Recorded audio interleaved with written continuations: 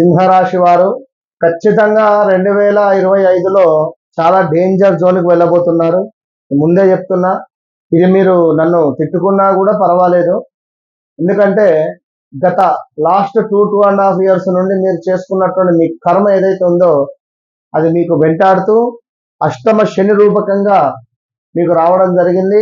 అష్టమ శని మీకు ముఖ్యంగా వయసు రీత్యా ఏలినాటి శని కంటే చాలా డేంజర్ ఇది.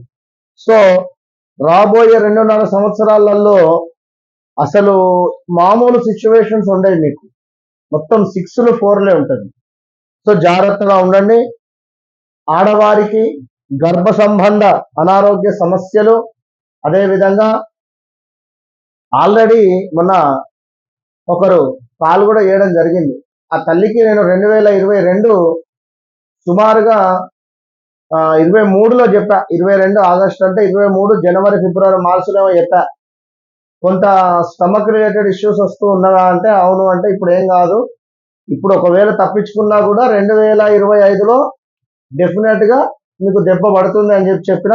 జస్ట్ మొన్ననే పాపం గర్భసంచి ఆపరేషన్ జరిగింది.